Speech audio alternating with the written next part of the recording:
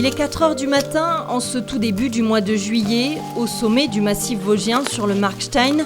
C'est à la lueur de la lune que ces hommes et ces femmes croisent la route de celle qu'ils sont venus chercher. Ici, à plus de 1200 mètres d'altitude, ils ramassent leur trésor, cet or des montagnes, cette fleur jaune vif qui se distingue de toutes les autres sur les crêtes, l'Arnica montana.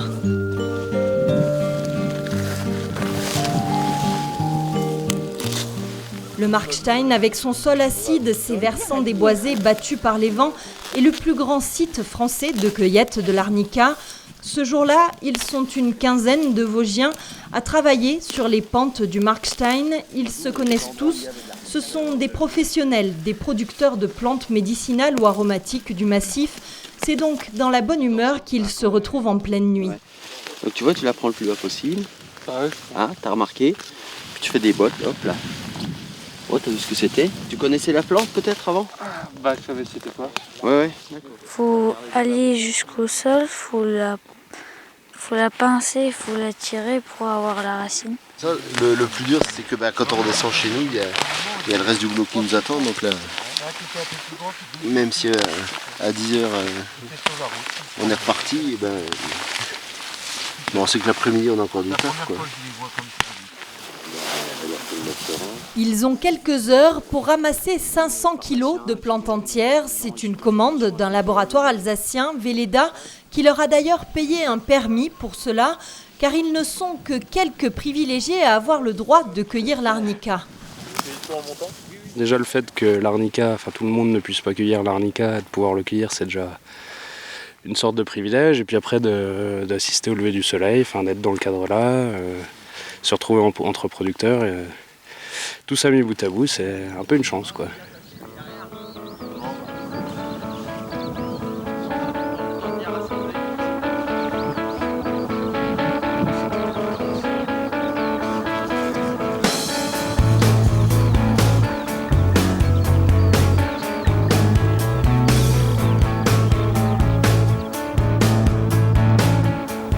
Si aujourd'hui l'arnica du Markstein est relativement abondante, elle aurait pu disparaître il y a une dizaine d'années.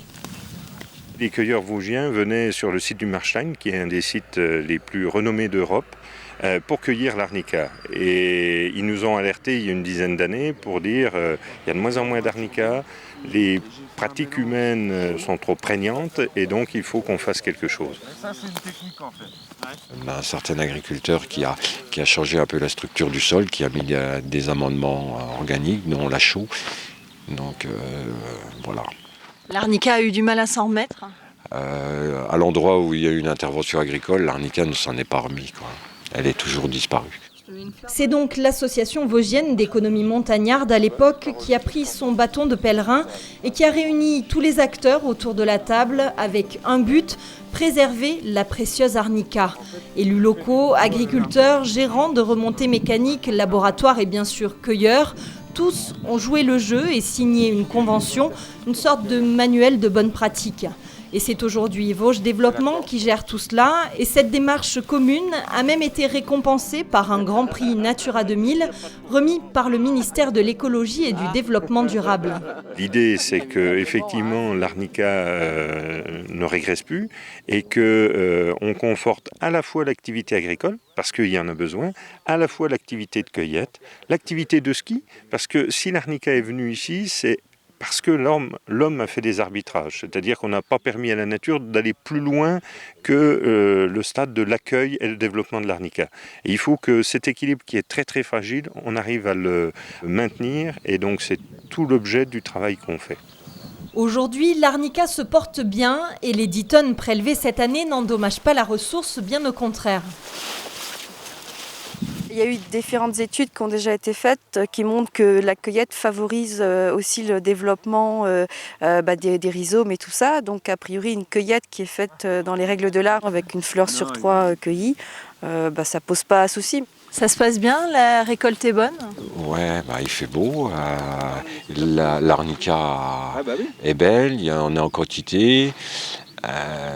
On avait un petit peu peur au printemps parce qu'au mois de mars, il y a eu une période de sécheresse, mais en fait il y avait encore de la neige ici. Donc.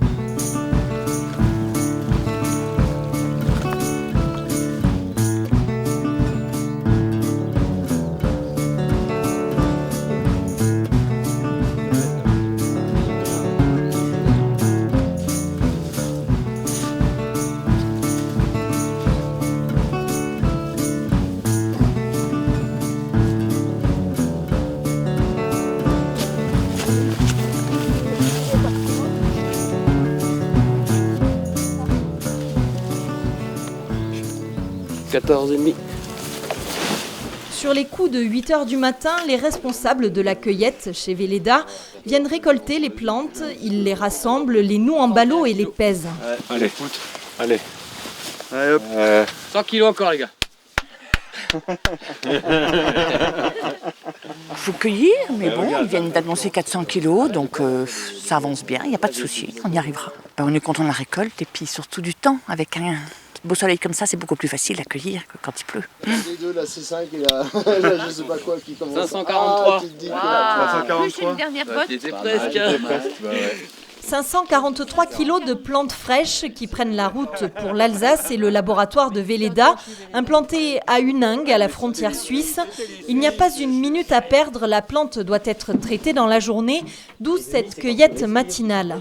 C'est un des principes de Velleda, de travailler la plante fraîche, c'est-à-dire de la prendre le plus frais possible quand les principes actifs sont encore là, quoi.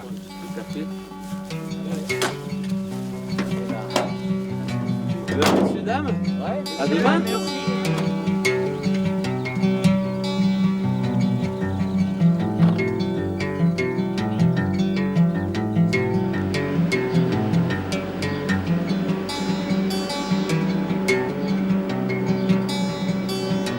Arrivée à Huningue, la plante est déballée et aussitôt triée par la dizaine de petites mains du laboratoire.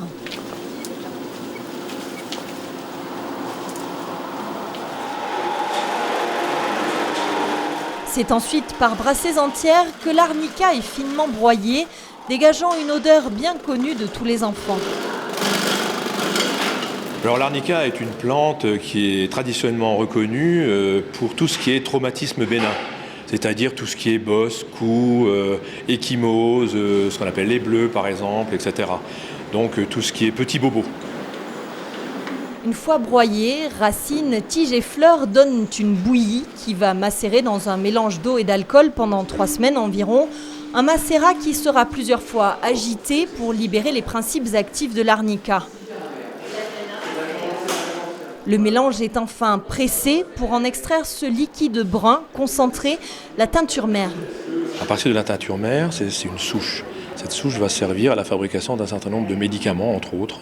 Par exemple, des médicaments à usage externe, comme la teinture elle-même, qu'on peut utiliser à un usage externe, ou bien des pommades, ou bien des gels, comme l'arnica gel, qui est fait chez nous, ou encore par voie interne, comme des granules, la forme granule, ou bien des gouttes buvables, voire même par voie sous-cutanée, comme les injectables. À côté de cela, évidemment, l'arnica peut aussi rentrer dans des préparations qui sont des produits cosmétiques, comme l'huile de massage à l'arnica. Velleda produit chaque année 3 tonnes de teinture mère d'arnica et pourtant, dans la famille des laboratoires, il fait partie des petits, mais il en existe d'autres encore plus petits, des artisans qui fabriquent eux aussi des produits à base d'arnica.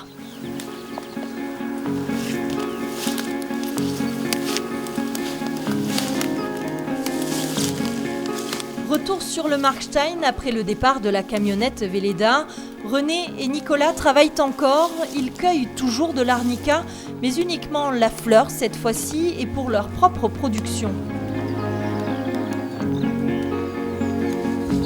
Ils sont associés au sein d'un GAEC agricole de Gérardmer, la ferme du bien-être. Eux aussi produisent leur propre huile de massage à l'arnica du Markstein, une recette à base de fleurs séchées beaucoup plus artisanale. Alors je suis en train de préparer une macération solaire pour faire une huile de massage à l'arnica. Donc on utilise de l'arnica, de la fleur d'arnica sèche et ensuite on verse de l'huile de sésame biodésodorisée dessus et on met ça pendant 21 jours au soleil.